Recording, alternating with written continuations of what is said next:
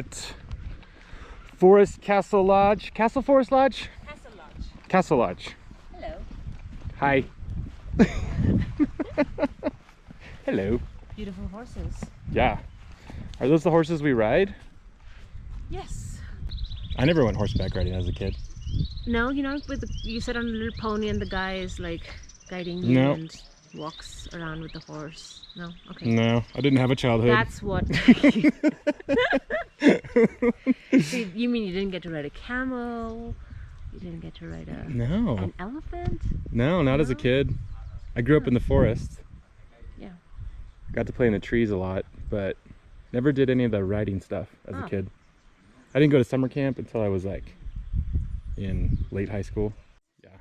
You know summer camp, like they always have all the things to do, all the activities. Not very, I've heard of them, not very familiar with them. I didn't grow up in your side of the world. Oh, they don't have summer camp in India? No. What do you do in the summers? You go see your grandparents and meet your cousins and you do lots of playtime and yeah. You read books, you play Ludo, play carrom board. What's Ludo? A game we just played with Zara. Oh, sorry? So sorry is a really popular game in India? No, Ludo. Oh, Ludo. You call it sorry? Yeah, because when you... Are you serious? Yeah, because when you land on someone, you say sorry. Zara. Oh, I just thought you being so polite that you would just keep apologizing for playing a game and being competitive. No, that's what the game... No, we call it Ludo. Yeah, I thought it was from... I think that's the official name. I thought it was a Canadian game. Sorry. She didn't realize we call it sorry. She just thought I was being polite. Oh. Yeah. No, it's called She's like, sorry. you don't have to say sorry. No, that's the game. You say sorry. Oh, careful. Too deep. So wait, you visit grandparents. Yeah. So you stay with the grandparents? Yeah, So then your parents can keep working? Is that the idea? No, parents, I don't remember. I don't know what my parents were doing. I don't know. I mean, my dad was always the working fellow and maybe we went for a weekend. I just don't know. We used to play, if you're in Delhi, we play the game Mario. Mario? Mario Brothers, Mario. I'm gonna be on this side. That. Oh yeah. Doot doot doot. Yeah. Doot doot. We played that game. That was the only video game we had. Mario Bros?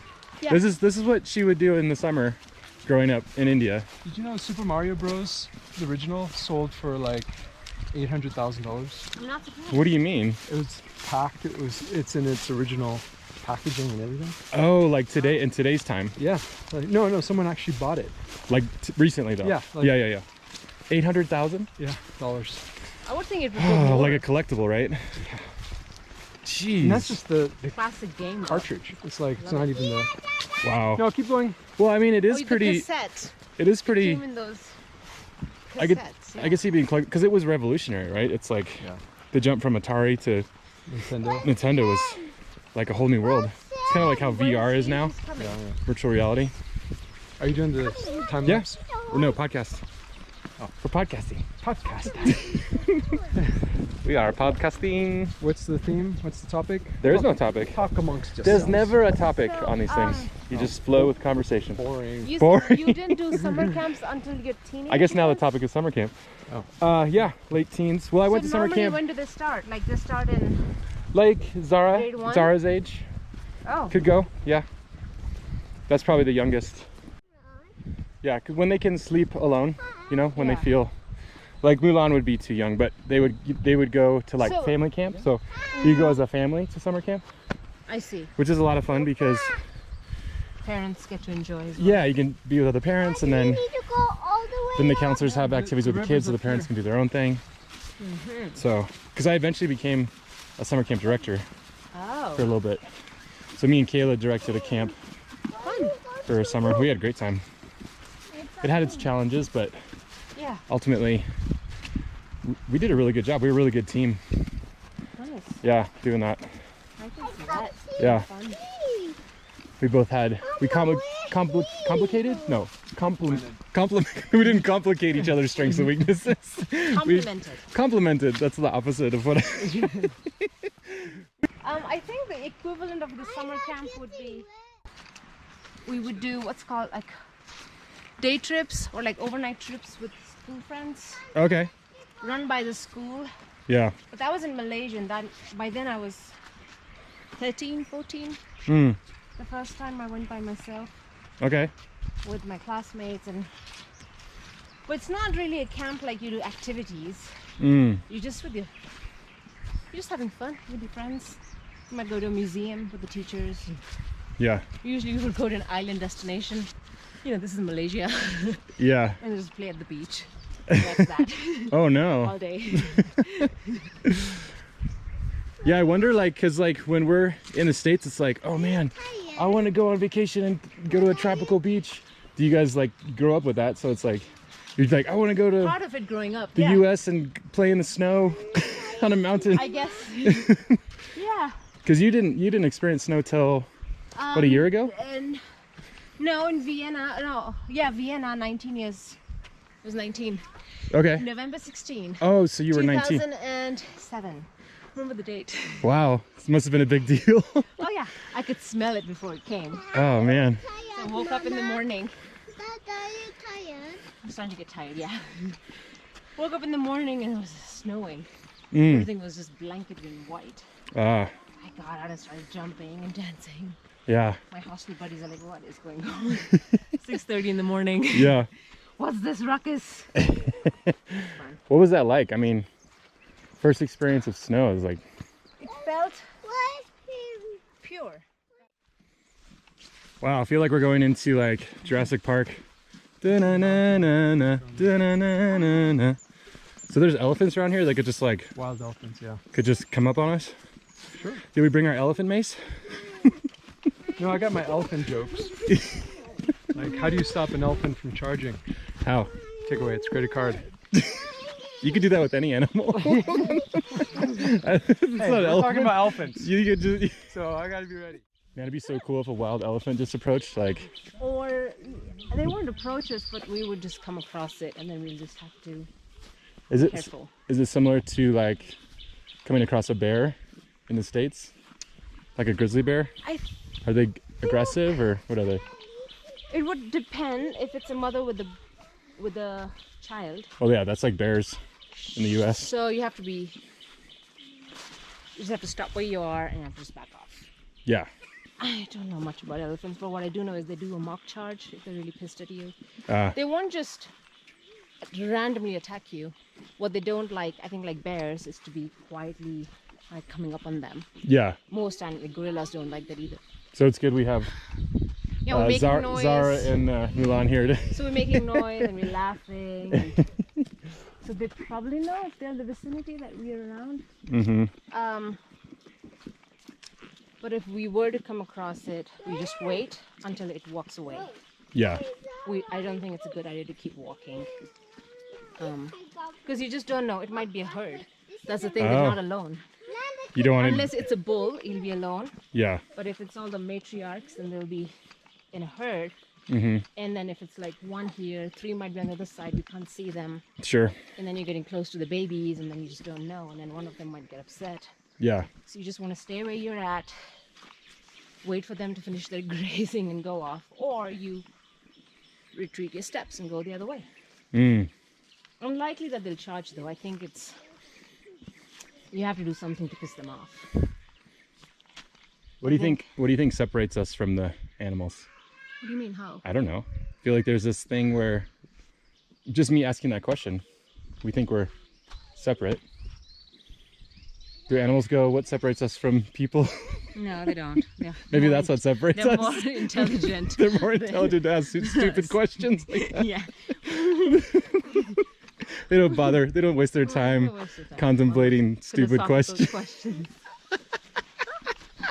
That's what separates us. They're smarter than us because they don't waste their time philosophizing. They just are. And the animals that we do see who have like higher intelligence, they do use it. Like The what? octopus, The octopus? like, so many. Like even monkeys, like primates, they have ways of what's like coexisting and the way they build their communities. There's intelligence there. Gorillas, how They're also ruthless with each other. Sure. They can be, anyway. But humans are too, didn't we? Oh, yeah. Yeah, we are ruthless. We're not exempt from ruthlessness. Barbarity. Barbarity. GoPro to GoPro. What happens if our GoPros GoPro each other? Does it go into a different dimension? Magic happens. The GoPro. Look into my eyes. Look into my eyes. You will see what you mean to me. They're communicating. Sometimes when we touch, the feelings feelings much much too much. I want to hold you. We were talking about animals and humans. Do other animals like to learn? I think so. But do they enjoy learning, or do they just learn to survive? They do observe, like monkey see, monkey do, the classic saying. I think they observe, they learn, they figure out that this, if I do this or mimic this behavior, I can get my thing, or like I can get that piece of banana, or you know, like there's so many experiments on that. So they do use intelligence as a way of survival. So that's what I think, like, yeah, I think humans for sure, you know, advanced intelligence, but with the, I think it's just a different level and degree of intelligence, and I don't think any one is lesser or more. Yeah, I like that word. I like that. I also think we don't know enough about the intelligence of nature. We just don't know enough. Like they're still studying octopus and octopi, like how they can sense before volcanic eruption occurs, and they'll go into, they'll vacate their dens. Oh yeah, we can't do that, and we have like different things that technology. Yeah, that's interesting. Yeah, so like vibrations, understanding sound, understanding light, understanding vibrations. I think the animal kingdom has far more advancements in those areas. Yeah, good, smart choice. That was a higher intelligent choice. Yeah. We're almost to octopus level of intelligence here. Almost. There goes the octopus. Hey. Good balance, good balance. Take a deep breath. All right, teamwork, family teamwork. Mud wrestling! Oh my gosh. That would be fun during, but not fun after. Yeah. Kind of like peeing your pants. Instant gratification followed by instant regret. It's like eating a Big Mac. Yeah. It's like, oh, this is great. And then 5 seconds after finishing it, you're like, why? Yeah, no, seriously. Makes you wonder though. What in my life am I? That feels really good now, but later. We're addicted to anything, right? Like food is an addiction. I guess, is breathing an addiction? I'm addicted to breathing. Let's try to give it up. Man, yeah, stop. Keep breathing, man. My name's Jason. I'm a breathaholic. I can't stop breathing. Yeah, you can't fast from breathing. Maybe that's how you define an addiction. If you can fast from it, it's on the spectrum of addiction. Am I wrong? No, Walter. No, Walter, you're not wrong. Dude Lebowski. Yeah, Dude Lebowski? Dude Lebowski. That's the prequel to. I love Dude I Lebowski. have not watched that film once. You have. I've tried 3 times and failed. That's how boring it is. Oh, in order to become a U.S. citizen, you have to watch the full movie. So can I say no thanks? At the end. Can I say no thanks? Yeah. Lifetime residency accepted. See, that movie is so popular, they actually have like retreats, like conferences, like annual. Oh, why? I don't know if they still do, but. There's no logic in that movie. Why? Well, There is. You just don't see it. Maybe it has higher intelligence that I just don't get. You see the fishing pole? not higher, different. Different Intelligence. It's not higher. It's to the side. Yeah. Side intelligence. lateral intelligence. Lateral Lateral intelligence. intelligence. Yeah. No, addictions. It's you know when you're addicted to something when you say no, just one more. Just one more time. One more if drink. like I'll give more it up bite. tomorrow. I'll do it tomorrow. or if like you're all your choices in life are around to get more of that said thing, maybe? Like praise, attention. Sure. Or even like a relationship. You know, attention. Come on, Jason. I'm trying to make my point here. I think my worst addiction has been with women. The companionship of women? Yeah, I suppose. Yeah. That validation. Ah, now we're getting somewhere. Yeah. And I'm phasing out of that mind paradigm. By a woman. When a man is validated by a woman. I mean, haven't you been through that phase? I'm sure growing up, like. Well, you know, you have to ask yourself, like, when did this start? This need for validation by the opposite sex. Were you like a loser? Jeez, really get my little younger brother, loser brother. Were you a loser? Did you suck at life? Did you disappoint me back then, as you are now? What are you, some kind of loser? You need validation from a woman? How did this start? How did this start? Where did I go wrong? Oh my gosh. You weren't around. Yo, there we go. This is the real issue. Right. I wasn't there for you. You left us. I mean, I'm sure it's feeling the whole being premature, blah blah blah. premature. Yeah, being born premature. Oh, you want to blame your mom now? No, well. Mom, why? Why, Mom? Why am I an early riser? Yeah, but that's subconscious, so it's nobody's at fault. Ahead of your time. Oh, Sahiba disagrees. I disagree because you're highly aware of it. You're highly intelligent. And I'm not a loser anymore. And no, yes. Well, what happened to the yes and? Yes and, okay. Okay. You're a loser and you're highly intelligent. All right. Okay, keep interrupting you. No, it's okay. Take this. When you're aware of it, it's like now you know what you're dealing with, and then you can seek. You can cut that cord, literally, like cut that association that you have. Mm-hmm. That this is holding me back, my circumstances of birth. Mm-hmm. That's just how it happened. But you continue to let that define you. Yeah, I suppose I do. I mean, I'm trying to find, because I'm a pretty conscious person. Like, I try to like reflect enough to where it's like, how much of this is me? How much of it is like, I don't know, exterior trauma I need to forgive and let go? Mm-hmm. How much do I take responsibility for? Mm-hmm. And there are healing modalities for healing the inner child. Ooh. Irrespective of anyone, your mother, your father, whoever. Through meditation? Yes, through meditation, through using your own higher self to be your own parent and to comfort. Basically, tell the words that you want to hear from your parent. And you have to use your own healing powers, because we have healing abilities, to use your hand and you just put it on your chest and you repeat those words to yourself every day.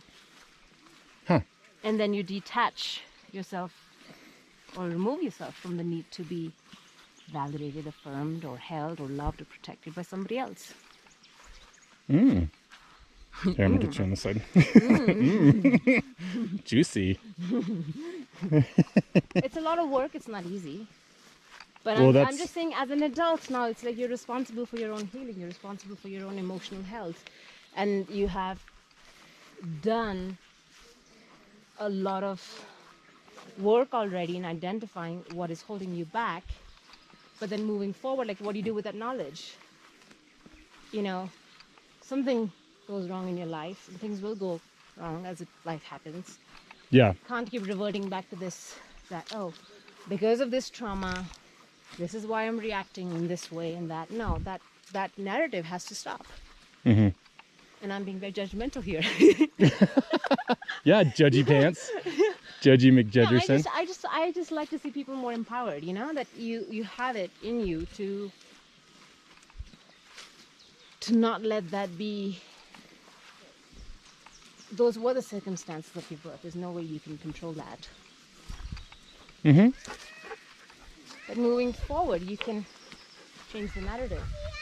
You can tell a dog's mental health by looking at his tail. Oh, really? Yeah, that's Kinda a like- proud, happy dog. And he's the boss of his own territory. Proud, happy dog. Yeah, he's so confident. Well, it's interesting, like the orcas in captivity, their fin would flop over. I wonder if that's Oh, similar. is that it? The curvature? Yeah, That's that's- not normal? No, only happens in captivity.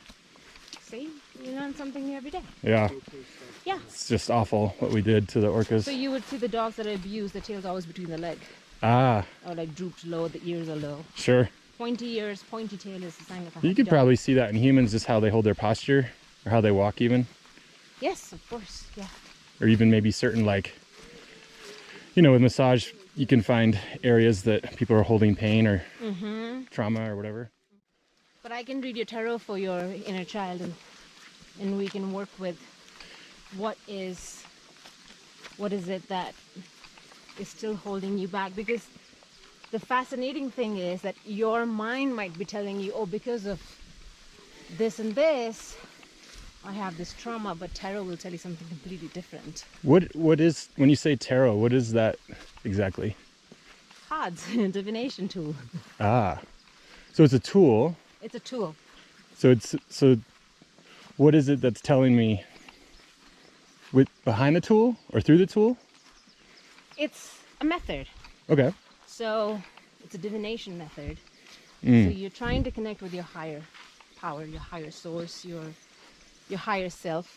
We all have it. Like, I don't know if you, as a kid, you had one of those visions of you as an older person. Have you seen yourself as an older man? No, but my mom has. A little bit different, but Sure. okay. No, when I was But young, if you- she saw me as an older man when I was, 3 or 2 or something. Yeah, and I've seen Milan as an older man when he was still in my womb. Okay. Yeah. So it's not the physical body, but I mean, there's like, when you would visualize, like, oh, I'm like 60 years old or 80, this is what I would be doing, and this is what I would look like, or. Sure. Yeah, I could visualize that. But then there's also, I think that's like an essence of me. that's an essence, yes. And the higher self is the one that is the most connected to the divine. That's your intuitive side. And that's what kind of guides you in your day-to-day life. It steps forward to give you knowledge and wisdom. Okay. Okay, so it's a so like for you me. use the cards to, so the cards are just cards, okay? Yeah. Right? So, but there's imagery involved in it. And Carl Jung talked about archetypes, universal archetypes, which are imagery that every consciousness can relate to. So if I showed you like a murky body of water, you'll have the same associations as I do at a deep subconscious level. Oh, interesting. So the imagery in tarot evokes that subconscious level of our perception. let's Okay. say, right? And this is where I'm more fascinated with tarot, is like the psychology behind it as well. Ah, interesting. And the astrology behind it, because it is very closely linked to astrology. I'm still learning. But so what happens as you're drawing cards, you're putting your energy into the cards. Okay. When I say energy, I mean your mood, how you're feeling, your fear that you're carrying, your anxieties you're carrying. And the cards will show you that. Interesting. And so your mind might be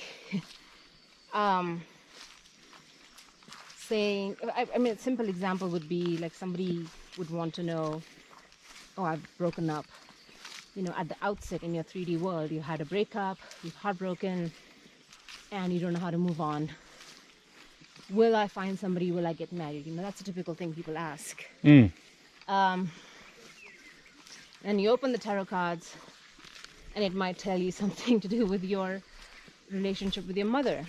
Or it might tell you something to do with your self-esteem. childhood trauma that you've had. Mm. And the cards, in my experience, do not necessarily directly answer what the person seeking the reading wants to know, but it'll be, for me as a reader, it goes deeper Sure. in uncovering bottlenecks and areas in our life that need healing. And then when you deal with that, everything else gets sorted out. But there are tarot readers out there who can just look at a card and tell you when you meet somebody and what that person will look like and how will this meeting be happening. I don't read like that. That's a different way of reading. Huh. I'm more interested in the evolutionary aspect of tarot, how we can get better. You know, it's like eventually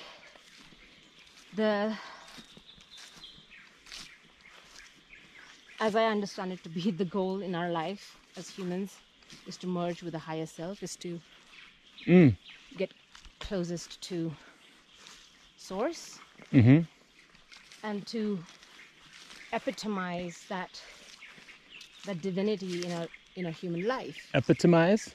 What does that mean? Manifest it, to act on it, to live with it, Sure. to walk it every day, every moment. But what holds us back? Emotions, right? When you're fear, anxiety. Yeah. So. Yeah, and I've been learning to like, we talked about this before, like not resisting my fear or anxiety, but accepting it. Like, you know, not resisting, but like seeing it as a friend. Because before I'd have a really, because I say, oh, this is getting in the way of what I want. And I started to hate my fear, started to hate and despise my anxiety. Because I'm like, what is the point? Different way of approaching it, yeah. But then people need tools. Like I would need tools to deal with my fear. Sure. And so what I've evolved to is like, what's helped me is to thank it. Like, thank you for trying to help me out here, because you keep trying to keep me safe.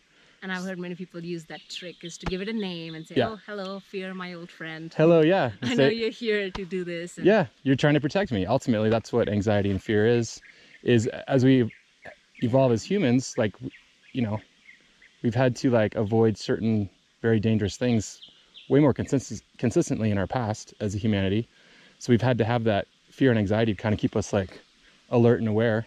But right now, as we evolve into this like turning age of technology, that's not needed as much, right? So it's kind of our... The more safety mechanisms are in place. Yeah. Rather than the old way of wild living. And yeah, so it had its place. Yeah. But now as we evolve, it's not as necessary. But we're in that middle spot where it's frustrating, because it's like, why do I have this crazy angst all the time? Well, that's just part of our... It's not just you, it's humanity. It's, and it's just something we have to... But I find it fascinating, the physical response you have to fear. You know, like clenching your teeth, or sweaty palms, or palpitating heart, or breathing, holding your breath. So, and I also, what helps with me is to just tell myself to keep breathing, and that instantly just keep breathing. Keep breathing. Oh, just do deeper breaths, push more oxygen into my, physically just dealing with that sensation. Sure. Because then there's more oxygen, and I'm like, okay, then like, we can analyze this bit better. Like, what is it exactly that I'm so terrified of? Oh, yeah. Like, to bring more analysis into the situation. What's frustrating, though, too, is like when you can't figure it out. You can't figure it out, yeah. And so it's like, then it's just annoying. It's like, that's what I get, is like, this is just annoying. But again, I'm learning to be like... How do you deal with fear, Mark? You understand it. When you understand what you example. fear about, you... What were you worried about? Deep waters. Deep waters, yeah. Ocean. Because that's what Sahiba is... So I learned how to scuba dive. That was the reason why I took scuba diving, was to get over that fear. And then eventually it was like, oh, there's nothing down there that's a threat. Something that's not going to bite me. Granted. Eat you. There are plenty of things in there that can eat you. But, you know, you just have to be aware of the setting. You have to be aware of the animals around you. You know, like if you're in a swimming pool, why should you be afraid of deep water? There's nothing in the swimming pool. If you go to a place where locals know there's only like starfish or some parrotfish, then it's like, why are you afraid of a great white? Like, there's no reported great whites in the area, then why are you worried? Yeah, it's irrational. It's irrational. Yeah. Irrational thought leads to fear. Because it's like, it's all created by you. It's all in your head. Yeah, perceived risk versus real risk. So once you kind of pause and better understand where you are objectively, then you kind of set fear aside and actually just enjoy being wherever you are. Like Yeah. motorcycling. Like I don't motorcycle thinking about crashing. Then I'd be in a state of constant fear of crashing and dying, so on. Instead, I just say, I know the road's dry. Okay, I'm driving. I'm aware of my surroundings. Great. I'm liberated from that feeling of fear of crashing. Oh, I did not, but ouch. It's like the fear of horses. I don't know fear of horse, but fear of falling down. So have to get back. same thing. Get back on. Get There's back that, you know, when you crash on a motorbike, Yeah, it hurts. Owie. part of learning how to motorbike is how to get back on after crashing. Same with horseback riding. You have to learn how to fall and get back up on the saddle. Mm. And just keep going at it. Yeah. And then eventually you have a lot of confidence, and when you're on the horse, you're like, all right, that's not going to happen again. Well, I think that's, Or it could, but it's okay. I know how to get back on. Right? yeah. I think though too is like, is the juice worth the squeeze as far as like, is this something I actually want to learn? Mm-hmm. Sure. As opposed to just doing it to do it. But Like, also what you're drawn to. I think that's most important. There's so many things you can do in your life, but it's like what calls to you. yeah. And I think that helps me override my fear, like the desire and the ultimate joy of it. Like for instance, taking Crosby skiing, like things that are a big deal, like the door, I was picking him up to go skiing, right? And we had about a 3-hour window to go skiing, and I pick him up and I open up the door on the side of my van to put the gear in, and it just slides off the entire van. And I'm just looking at this door. Me and Crosby are looking at the door, Yeah. like unhinged. And my first thought isn't like, oh no, my van, this is gonna cost a lot of money to fix and blah, blah, blah. It was like, we're losing turns.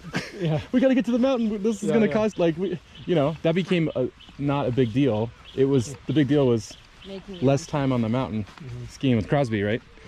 So we worked together. We got all these, you know, crowbars and hammers and duct tape, and just got this thing jerry rigged back on. We only lost 30 minutes of turns, right? Phew. Yeah. But I think that's important. Like what you're saying, Sahiba, is like, what is drawing you, what is calling you, and then those, if you focus on that, then the things that were a big deal before, you'll be less afraid of. They're less of a problem because you're willing to like go for it to get to the activities that you're most drawn to. Like they have a deeper message for you. Like the healing they can bring to you, no other modality can bring it. So Yeah. deep sea diving is what he was called to do. Like Sure. horseback riding is what I'm called to do. So Yeah. it's like certain activities that he's so attracted to just naturally. Mm-hmm. It means they have something to teach you. Yeah. Mine's probably being in the trees. Yeah. I mean, The tree has something to say to you. yeah. Were you afraid of heights What- at one point? Not like, You can say yes for the sake of this conversation. well, I think no. Like I think a normal fear of heights that all humans have. You know, it was never like I've been with people that gets in what's the word, in like you go into paralysis. panic, like you just can't handle it, like a deep phobia. I never had like a phobia of heights, but went through that normal like, oh wow, I'm up high. Can I trust this gear? And then just start doing it over and over again. You know, and Slowly, buddy. there's been times where it's like I kind of have to check myself. Like I'm in a new position with this big tool cutting this thing, and it's like, but it's not fear anymore. It's more of just an awareness. But yeah, I'm like, Which makes you more relaxed, more confident. yeah. Good. I mean, it's because it's, I think, known. I know it. Yeah. So you don't fear it. Something Tom Brown talks about It's like what we don't know we fear, and what we fear we destroy. In regards to, like, you know, nature or well, it's a other form of humans control, like or you wanting to control. Yeah, out of fear derives a certain degree of wanting control over so an you can, environment or people. I mean, that's how wars are fought, right? yeah, so you can feel safe and secure and deal with your insecurity. because you haven't, I think ultimately you haven't like accepted death. Like we have, I feel like if you haven't accepted your ego death or your real death, then you have this like desire to live forever. Like a lot of the classic stories are all about like the fountain of youth, you know, and like the ultimate villains want to live forever. Like they haven't accepted their ultimate demise. Ooh.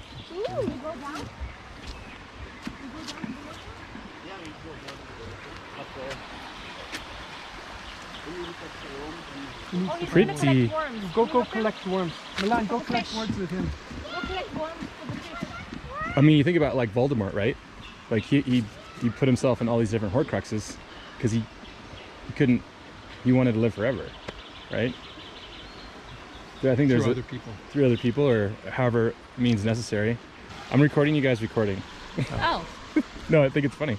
It's like a dream within a dream, Inception. Oh, levies. Levies. Fear, no love. You know, love. Love overrides fear. I think Remember, same with joy. Always do not fear. Yeah, never not be afraid. Never not be afraid, right? I do this thing before I'm like doing something kind of a big deal, like facilitating a big corporate group. I'll say, just show up at my messy best. So if I have a little anxiety, I'm not feeling on it, the main thing is just show up and give myself permission to show up messy. Yeah. And then once I show up, then it's all good. Yeah. But it's that time beforehand, that anticipation, and Show up messy. that gives me What freedom does to that kind mean? of. It means allowing myself to, because we do those excuses like I'm not prepared enough. I'm not feeling like in it. I'm not gonna be good at it, or whatever excuses you're trying to make. And I just say, hey, show up at your messy best. And that gives me the freedom to kind of relax and just be present. Does that make sense? Makes sense, yeah. Yeah. Because trying to, I mean, it's good to aim for perfection, but there's times anxiety has its place. Like Yeah. sometimes you are prepared and you don't even know that. yeah, I think Did just you find showing up some is the best thing we can do. I'm enjoying our conversation. Yeah, me too. You're like, yeah, it's all right. I'm playing. I just saying be funny if that's what you said. Here, fishy, fishy, fishy. GoPro, start recording. So, what's those things? The lines. What? These things, huh? Yeah. You're asking. Yeah, Yeah. the forest, the Kenya forest, they try to plant the trees like this one, huh? The bamboo. You're planting trees there. Yeah, they are trying to plant the trees, bamboo, whatever. Dingus tree. To keep it from eroding? To keep the bank stronger? Yeah. Oh, because that's a road. Yeah, the road. And the other side, they are trying to plant it still, yeah. Okay. Yeah, I was curious. I was like, Yeah. the elephants come down here and drink from the water? No, they don't. They don't. I was like, Cheap. But Yeah. the elephant, they normally across it there, they just across the other side, yeah. oh, okay. I'm just gonna put my feet in the water. Oh, you're gonna Wim Hof it. Wim Hof? Wim Hof. Experience the cold. Well, with the boots. With the, oh, okay. Well, that's not that's not legit Wim Hof. You wanna do a legit one here? I might actually get my feet nice and cold. It does wake you up. I can feel the chill through the boots, yes. Mm-hmm. Wim Hof. This is just baby step Wim Hof. Just the feet in the cold water. But like the more I learn about him, the easier it gets, because it is really mental. Like right now, he said, don't judge the cold. So who's this guy? Wim Hof. Wim Hof. Yeah, he just says feel the sensation with no judgment. Yeah. You're feeling it. Yeah. Right now, my brain is saying it's painful, it's cold, but like let that go and just embrace the sensation of it, because your body's fine. It's not gonna die. It's not. It's like Yeah. It's a sensation. It's just the discomfort that Yeah. the body doesn't like. Yeah. Oh, it is cold. Yeah. As look at me trying to be all high and mighty. Just cold, feel it. Like Milan. Yeah. Oh, yeah. It is so Like cool. icy cold water. Yeah. But I'm gonna let that. I'm I just gonna cannot embrace it believe- and let it subside. No, so he I can't believe my child fell in this chilled water. he's the Iceman. So he's learned how to embrace the cold and through breathing and Your being feet are with me. turning blue though. Yeah. Sir. No, they're not. I can see it. I'm embracing it. I'm embracing it. I'm feeling it. But how many minutes though? You can't just be in there. I mean, Yeah, sure I can. This isn't like hypothermic level. It's just my body is doing stuff right now. Oh, it is doing things. It's waking you up, that's for sure. Yeah, it's because he says by your body experiencing this, it's building up its strength, and my immunity is going up. Immunity, yeah. Yeah, it's waking up my lymphatic systems. Because our bodies are meant to be feeling different temperatures and out in nature, because very recently have we only been so comfortable all the time. So our bodies are designed to An artificial yeah, thermometer controlled yeah. indoor temperature. And so when we were sitting all the time and just being the same temperature all the time, our immune system is not as strong as it's supposed to be. And so then when we get sick, it's yeah. So his wife had mental health issues and she committed suicide. And so then he told himself, like, you know, why does it cost so much money to try to be healthy? Why do we have to spend so much time with pharmaceuticals and hospital bills? And so and why does it have to be so hard to figure out how to help our mental health and our physical body? So he made it a mission to make it very simple and accessible for everyone. And he found it through cold water, ice, and breathing techniques. And that alone, he found builds your immunity, builds your mental health. builds your mental, all this stuff, and it's accessible and easy for everyone. And he says in a 4-day program or a 1-day program, he can get people to levels of their potential of mind control and methods to build their mental and physical health, where it'll change your life. Sounds like torture. It isn't the way it is and it isn't. It's basically just getting out of your comfort zone, and then. Are you okay? Yeah, no, now I'm fine. Are you fine? Now I can stand here forever. Well, not forever. But But it was just that first initial. My body reacted, and now it's like I'm good. my fingers are freezing. I can feel them.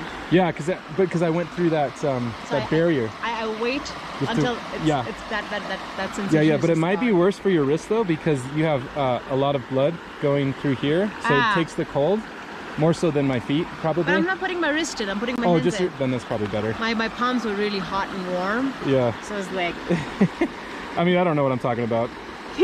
Jason, I you sound- better know I- what you're I- talking about. I'm just learning this stuff.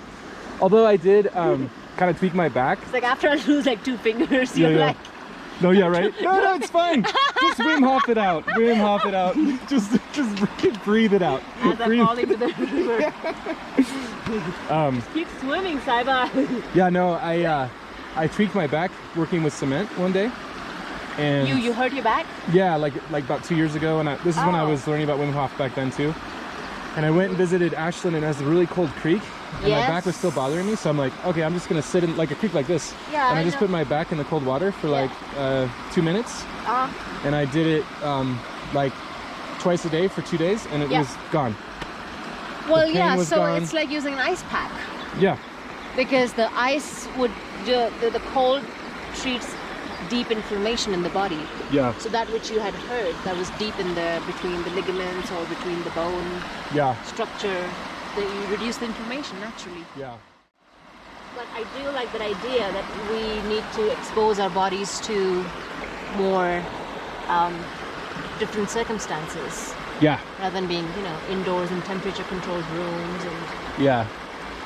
Well, and it just for mental health alone too, like it's good for the mind to get out of a rut of thinking. Yeah. To be Focus is. puts you in the moment. Yeah, puts you in the moment. Because It if forces you're doing the same thing every day, you're thinking about the past and the future. Absolutely. The mind and brain likes to be present. Well, it doesn't probably like. Well, I don't know what it likes, but it's healthy for it to be present, I think. Experiencing new things. I love the sound of water.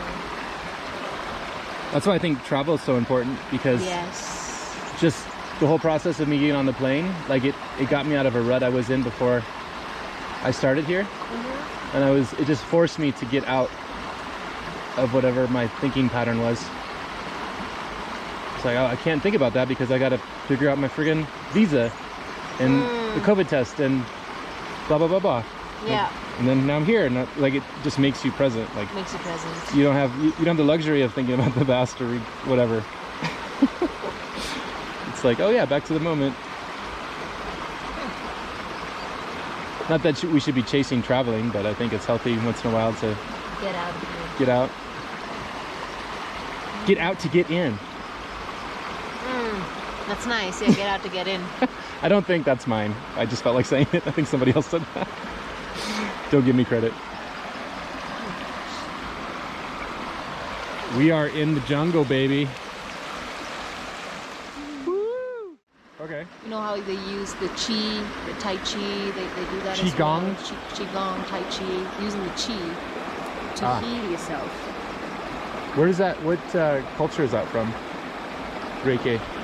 Japanese Oh, it's Japanese. masters. Interesting. The Reiki method, yeah.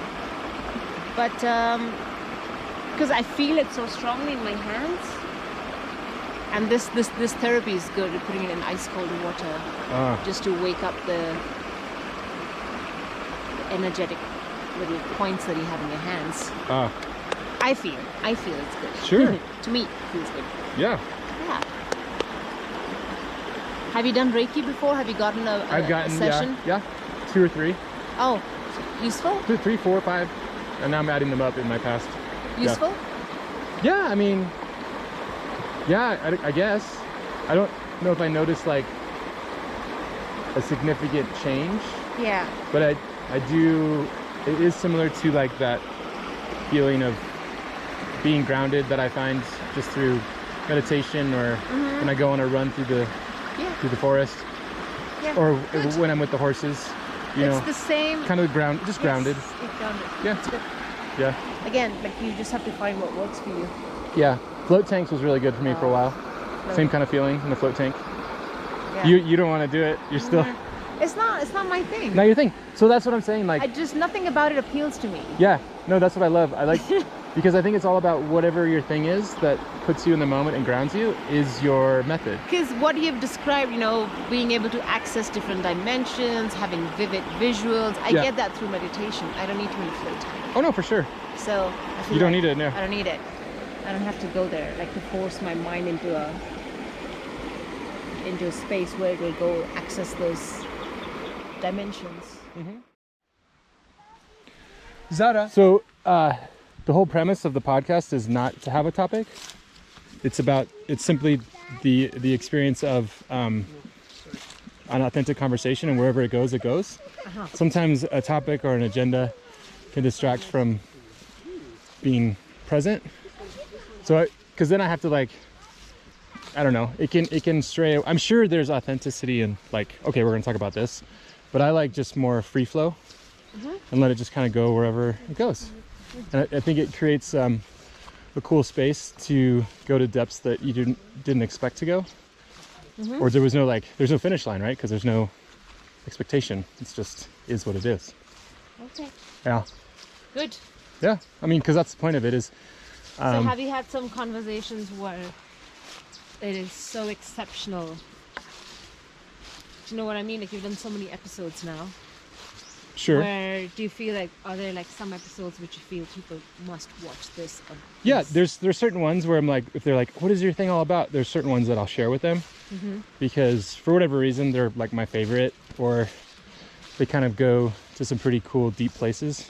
So it'd be interesting, like for me, like in that description box, if you can like just write down like 3 top things that came out of that's most fascinating to you in a podcast. Oh, for each one? For each one. So that Each one I put like what what you upload. Ah. So then, because then it's like when you click on the video, you don't know what you're getting because Mm-hmm. it's a free flow conversation. Sure. But if I have a snapshot of what to expect, Mm-hmm. and if you can say, oh, we deep dive into the history of fishing or something, you know, then fish enthusiasts might be keen Well, on. I think it depends too on my why. And my why and my motive is to have this experience with you or whoever I'm having the podcast with. And also, this is an LLC, and it's around peer coaching. So Peer coaching. Peer coaching. The goal is, or the aim is somebody will hire me for like an hour or 2 hours, and we pick a spot to go on the hike and have the talk, and it's a peer coach session. So it's not me coaching you or giving you a psychological analysis or diagnosis. It's just us being 2 peers in the world, and like, hey, what's working good for you? What's working good for me? What's going on in your life? And it's recorded, and then that they can have that for their own reference later on, and they can click on their YouTube episode to watch for themselves, to kind of help remind, okay, this is me in a time where I was like feeling present, feeling my real self. So it's more for me, and it's more for the other documentation of a personal journey. And so it's not so much for a bunch of other people to watch. They can if they want.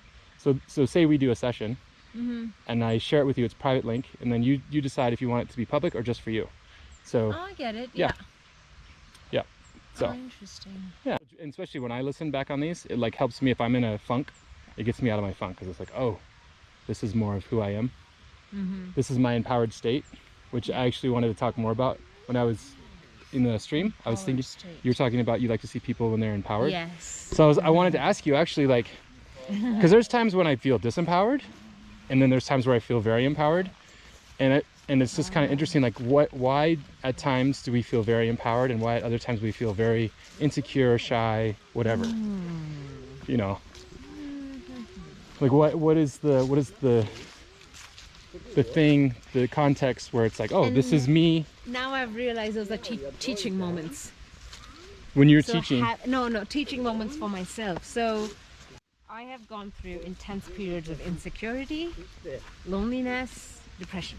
Yes. And I've put a lot of work in those, in healing myself and figuring out what is my sense of value, my worth that I put on, that makes me feel,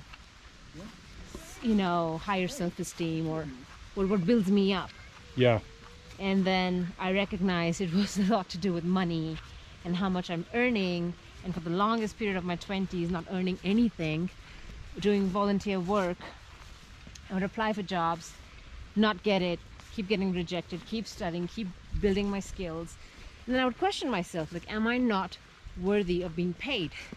And that just killed my self-esteem. That not feeling worthy.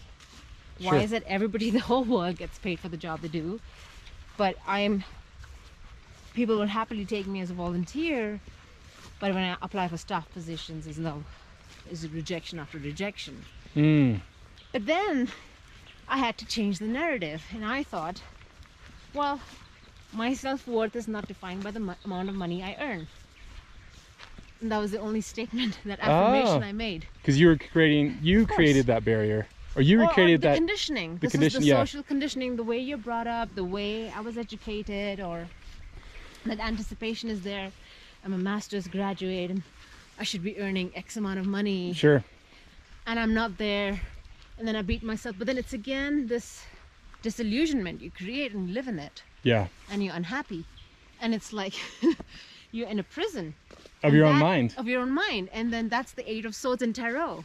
This is how tarot is so amazing. Because it kind of helps you think differently outside of your box.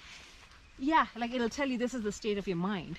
And in that, the woman is standing against these 8 swords, blindfolded, bound by like ropes, and she's just standing like this in a little puddle of water, but she feels she's in deep water.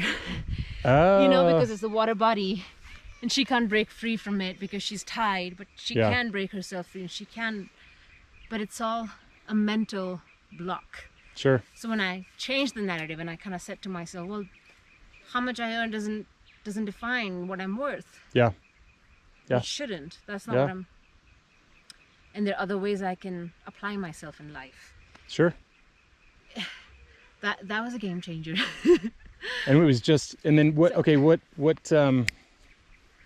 was that like moment? Was it just what was going on? Where were you when that shift of thinking happened? I was doing a lot of meditation. Okay. Right. This is like through my being with me and just learning to read the tarot, and really asking myself like, why am I not getting work? Or like, why am I letting that pull me down? Why am I letting that be so definitive of who I am and what I can do in this world? Because clearly I have a lot to offer. Yeah. And I'm not applying myself, but a paid job and with an organization is not the only way I can apply myself. There's, you know, the field of potentialities is so wide. Yeah. And we don't even realize it. We don't. And this is something I have recently learned, is that when I drop in meditation, I drop in my heart space, it's my inner sanctuary is so vast. And I'm an artist there. I am a creator. I'm a healer. I am, you know, an entrepreneur. I can be whatever. Like, I have the talents and the gifts and the physicality to do every single one of those things, you know. So it's like, and I feel very expansive when I'm in that space. And I think that's a great way to break your mental blocks. The edge of living in the edge of expansion. Yeah. That if something is not working, then something else will. I mean, sure, persevere towards what you want to manifest, but not to the point that it pulls you down. Say that last part again. Not... Like, you want to manifest something, so it's your heart's desire. Yeah. I'm saying perseverance is needed. You don't give up so quickly. Yes. But don't let it drag you down. Yes. Don't let it define you. Don't let it say, oh, you didn't make this happen, and now you're a loser. Or you never know. You can never do anything else. That's a fine line that I've struggled with, or wrestled with, I should say. Living in that sweet spot to stay in that expansive learning, explorative space, but then also going too far where I'm letting that, like you said, define me, or I could be a failure if I don't keep going. Or like, am I doing this for ego, or am I doing this for like real joy and passion? That's another question I ask myself. Is it coming out of love, or is this coming out of fear? It's not really ego, it's a fear of failure. Yeah, exactly. That's why it's a sweet spot. It's like, what's the So the love part would be, am I doing this because it makes me happy? Yeah. Like, am I doing this because it brings me pure joy, and this is what I'm so compelled to do? Yeah. Or am I just doing it so that people don't think I am XYZ? Yeah, exactly. Oh, that's why I love her.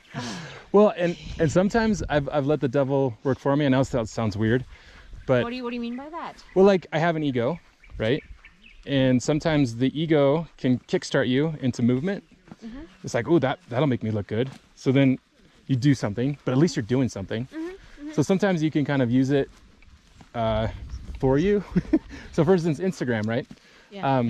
So I do this thing where it's like, there's all these things that I want to do, but I procrastinate, I'm not motivated. And then there's other things where I put my mind to it, nothing's going to stop me. Sure. For instance, doing the Murph every day with no vest, like, that was crazy. Or running 300 miles, like, I just did it. But the other things, it's like writing my book. I'm like, it's been 5 years I've been trying to write this book, but I can do the Murph every day, but I can't write this stupid book. You know what I mean? So I'm like, so how do I make the ego work for me, kind of thing?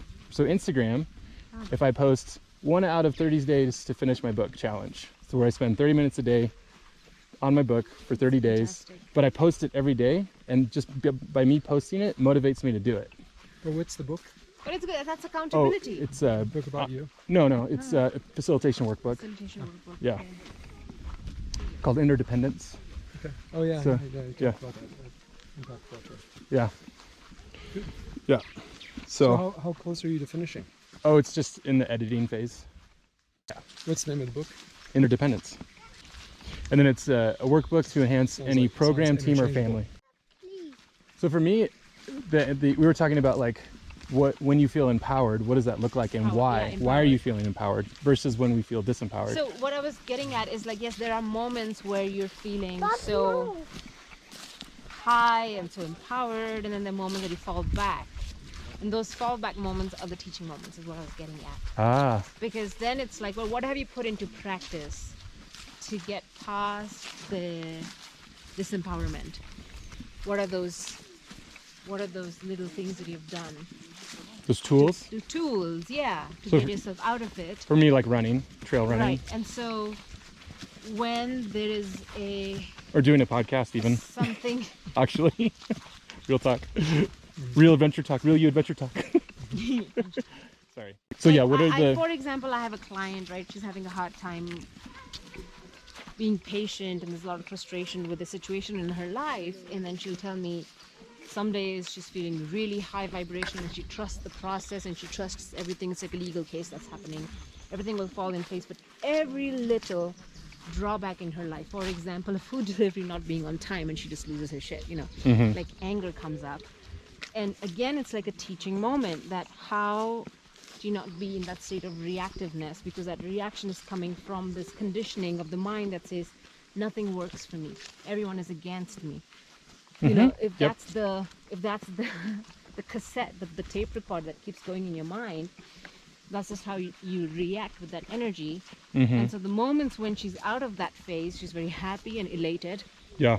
And she's also manifested good things in her life just through meditation and focusing on the healing. But then she'll tell me like how there are days when she just feels F it, like nothing works, you know. And then how do I get back into it? And then I have to remind her of where she has come from, that this is just a teaching moment, because it's about practice. It's all about being in that constant place of observation. I have moments when I get really depressed, when I get a rejection letter or something, you know, then I'm like, well, I ask myself, what is this moment trying to teach me? Yeah. I would say to myself something to the like of, like, this moment will pass, or this doesn't define me. There's something better for me, or rejection is protection. That's something I've learned over the years, that if I'm being absolutely stopped from going in a certain direction in life, and even though I really want to go that way, it's because the divine is saying, no, it's not good for you. There's something else that's better. And you know the path that you're on, that where you're meant to be, that path will always be easier. The doors will open for you. People you meet will be more like-minded, that, you know, that are of your vibration, that lift you up. You know, whereas the path that you're sort of not meant to be on, you'll keep facing obstacles, difficult bosses, or difficult relationships, or where you're not being valued, or you always have to prove yourself and constantly fighting to be heard. Like, that's a path of resistance, and that's not where you're meant to be. It's like you have to kind of find that awareness to say, if I'm meeting resistance, maybe I just do something else. But yeah, I feel empowered at Tree to Tree because I've consistently shown competence. Of course, I've made mistakes, but competence on the level of like, okay, we desire this thing to be done, and then I feel empowered. It's like, oh, I'm responsible, knowing the responsibility for it, and so it's like, man, I need to get this done. They're counting on me, and when I feel like when people count on me, especially with the niche I'm supposed to be in, I feel fully empowered. And then maybe I'll get, you know, doubtful or like, I'm not sure. They would constantly be like, no, Jason, you got it. So they'd have faith in me. So I feel like when we're in that frequency of people we're supposed to be around, that kindred gravity. If they have faith in you, it's like, oh man, you do? Cool. And then you feel energized and like, It's the same with relationships, right? Your partner needs to lift you up when you're down. Rather than keep cutting your legs. Like, why? And then that's a sign of like, that's not somebody to be around or a company to work for. But Tree to Tree's consistently. It takes a lot of courage, though. To pull yourself out of those situations. To put a boundary and say, I don't deserve this. I'm worthy of something better. Yeah. This does not nurture me. And that's a part of self-love, is setting that boundary. Yeah. That it's not healthy to be with that friend, or that lover, or that boss. Yeah. And that again is empowerment. Yeah. And again, if I feel like creativity is a juxtapose of reactivity. So if I'm feeling very creative about something or excited about a creative project, then yeah, fully empowered. Like, let's go. That overrides all the whatever little ankle biters. They become ankle biters, self-doubt and disempowerment, all that stuff. For the longest time, because I love reading and I love literature, and I would read like good books and go, wow, that's so well written, and what imagination this writer has, and then I would tell myself, oh gosh, I'm not imaginative enough. Yeah. I'm not creative enough. I could never. Oh, do right. that. You're comparing. Yeah, comparative. Yeah, or just the idea that will I ever be able to do that task? And oh no, I won't be able to, because you need imagination. You need to be creative to think up situations and write about them. And it's so bizarre. Yeah. Like nobody said that to me. Yeah. No. Yeah. But, Like it as goes a back to the thing where like I should be getting money for. Yeah. Yeah. Yeah. For my worth. Yeah. Yeah. Yeah. And that's the thing. Like even doing this, like I was like, oh, it's got to be at this certain level or the audio or whatever. But I was like, I just gonna go for it because I just enjoy doing it. Oh my goodness, my experience with doing the tarot card reading. So I was recording for myself, right? I would draw cards, and I found that whenever I opened my mouth and started talking about and interpreting what the cards were saying, I would unravel deeper meanings to what the messages were, rather than just looking at the visuals and just going, okay. All right. It wasn't fulfilling enough. So I started talking and reading the cards and reading for myself, making these videos. Sure. Six months of doing that, and my guides or some spirit just moved me this one morning, and I was like debating, should I do this for the collective? And I knew that they're telling me, yes, you have to make it public, you have to read for people. It's a service you have to do, okay? One day I'll get around to it. And I'm thinking, yeah, the lighting, the sound, you know, the camera, Yeah. how I'm going to position it. I'm so nervous being on camera. Sure. And then I remember one afternoon, I was just laying in bed, overthinking this thing, paralyzed by just this act of doing it.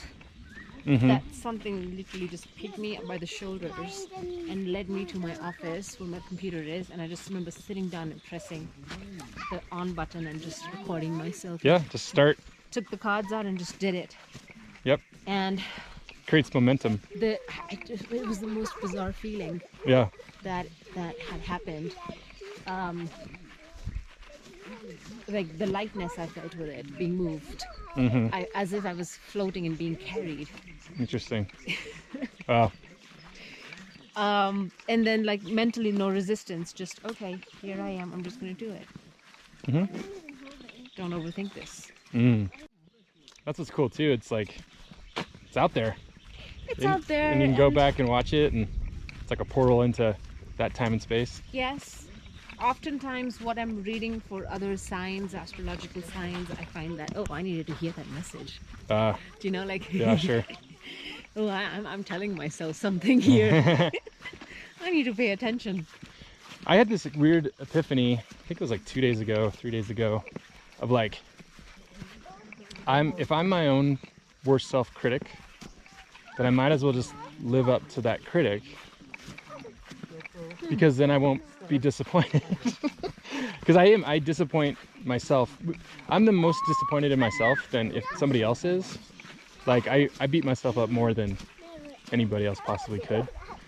So I guess what I'm trying to say is like, aim to live up to my standard and into the things that how I want to express. My only thing to add to that would be let the critic talk, but make his voice more loving. Oh, I see what you're saying. Let him talk. Yeah. It's just let him use loving language. And so I have done things recently that, you know, I would like beat myself up and feel really guilty or feel... Sure. Yeah. And I was just using that as an example. Energy like draws you down. Yeah. But you want the critic to lift you up. So... And then something I would say is like, okay, well, in this moment, I didn't do it right. I could have done something better. Sure. It's okay. Now I know. Yeah, I guess I was using that as an extreme example, but an example, whatever okay. that voice is like live up to that. Whoop. Slippery. Because I mean, if we're honest with ourselves, we know when we're being lazy. Oh, sure. We know when we're the best life coach for Yeah. ourselves. Because we may look good on the outside or like we're not, But whatever. we need help as well, right? That's why we go seek therapists and Sure. I mean, counselors and yeah. I'm just speaking for my journey, right? Yeah. I'm not saying this is what everyone should do. yeah. But in practical life, it doesn't yield the results. Then are you hard on yourself? So I guess it depends on how I'm going into it. Uh-huh. So for instance, if I go, okay, I'm going to ski down this mountain and I'm never going to fall. Okay. Then if I did fall, then it's like, oh, now I'm down on myself. But I don't put myself in that context. If I go, okay, I'm going to ski down this mountain and have as much fun as possible. Yeah. Then I could fall like 20 times. It doesn't matter. Did I have fun? Yes. Yes. Then I met my standard. Yeah. Do you see what I'm saying? Yeah. Instead of that, like, oh, don't fall, because that's bad. Then you fail. Well, did you have fun? Yeah, I had fun, but I fell like 20 times, and my goal is to not fall, so I failed. Well, that's not living up to my standard, because my honest standard would be, I just want to have fun. Yeah. I'm gonna make this as fun as possible. Right? Yeah. That's putting love into the situation. Yeah. Yes. Yeah. So for instance, when I do facilitation, Yeah. sometimes it's like I'll go into a group coming in and they give me their needs assessment. This is what they want out of it. Okay, I got to hit these certain points. Sure, I can get those points in, but ultimately my goal is, did I engage the group? Did we laugh? Did we play? Did everyone feel included? And then I care more about What the client wants. Yeah, but if I hit all those points, Yeah. and people That's already didn't feel successful. engaged, didn't laugh, they'll come away also with like, well, okay, we got those concepts, but that was boring, or that was awkward, or that was, so Team building is hard work, I think. it's The group dynamics are different. every Sure. single time. I think it used to be hard. I think I'm in the phase where I could, it's just natural now. That's great. Fantastic. I like, what do they say? Yeah. You're genius. Like I'm in my genius. Like I've put in my 10,000 hours. Yeah. Like Amazing. Yeah. yeah, it's just a thing, and it's not something like, oh, look at me. It's just something that I've participated with since I was young, and it's just how I have supposed to have evolved in my niche and place and purpose in the cosmos. And so this is where I am. This is what I do. No big deal. Just like anybody else doing their thing. Like no big deal. You're shining your light. I'm shining my light. We're all shining our light. Cool. It's not. Yeah. I think everyone is a celebrity, but nobody's above or below. Yeah. I'm just thinking about the recent challenge, very small challenge I had at work, where just bizarre, this other lady just asked me to provide more paperwork, or basically asking me to do her job. And I just got very annoyed by that. Rightly so, I was in the right. Yeah. But what mattered to me was like, well, why am I letting this displace my sense of peace? Why am I letting this interaction? Yeah.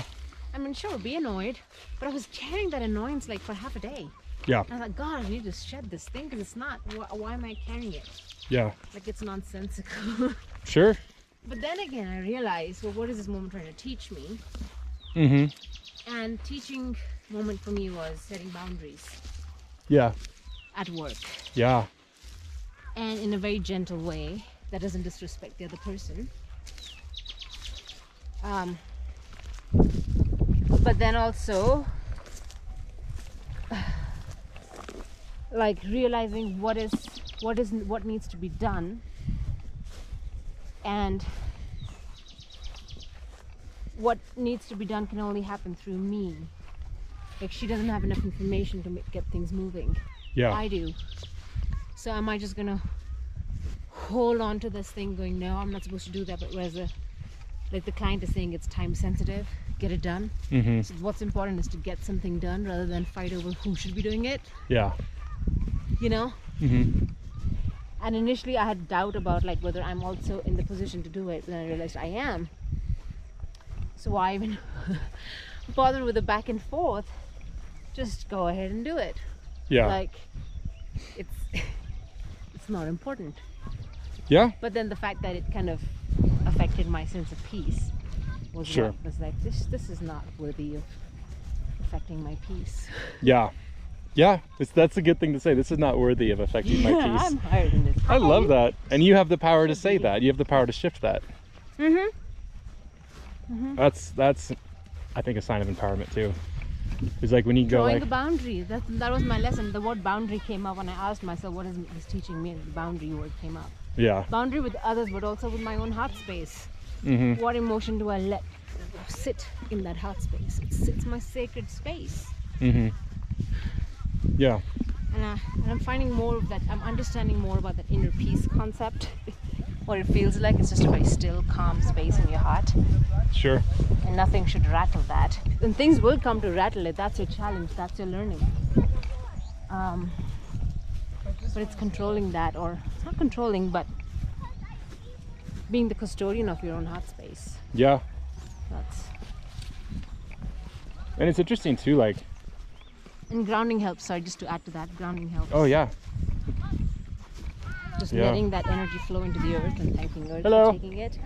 Hi. How are you? Playing football? Nice. Good stuff, Sahiba. Good Thanks, Jason. stuff. Yeah, that's Thanks for great. asking good questions. Yeah. I don't know, I'm just flowing. I don't get to articulate it the way I did it with you. Yeah, it's I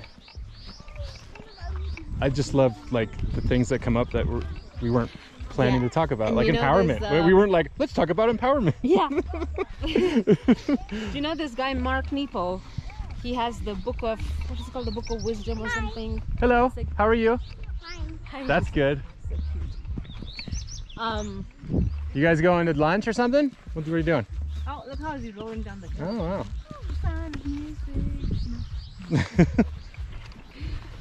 No, Mark Nepo, he has this daily meditations. Okay. Joel and Robin gifted that book to us, and one of the pages somewhere in the book says, "The healing is in the telling," and that really stayed with me. The healing is in the telling. Is in the telling. You talk about it. It's in the telling. Oh, getting it out there. Getting it verbalizing. out there. Verbalizing it. Yeah. Using words. It does kind of release it, doesn't it? Yeah. So whether you write it, whether you speak it. You know what? I wonder if that's something to do with the throat chakra. Throat chakra. Because you're pulling it out of your gut and out of Your heart. Out of your heart. Yeah. Out of your heart. And the throat is the. How did one lady explain it? She said, it's like the building, right? It's like the channel, because what is in your heart is now getting released through verbalizing it using Yeah. your voice. And Yeah. voice is vibration. And It is. you are channeling the crown chakra, and the third eye is that wisdom that we get from our higher self, from the divine, from source, from spirit guide. We channel that healing. And I thought it was so fascinating, the whole idea of the throat being a channel, like a chimney. So, or some place where the pressure is set, like people who don't talk much or they're holding on to a lot. Yeah. And then there are also overactive throat chakras. Where it's like too much talking. But some people need to balance it also. Yeah. Where they release every single emotion they have in their hearts out through the words that they speak.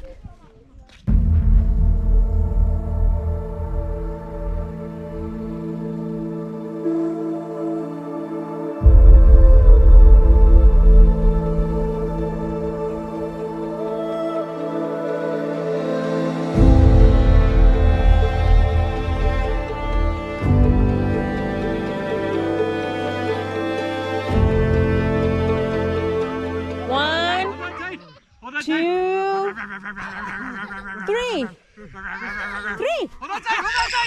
Dara, hold on tight! Dara, told you! Don't mess it up! Bryce!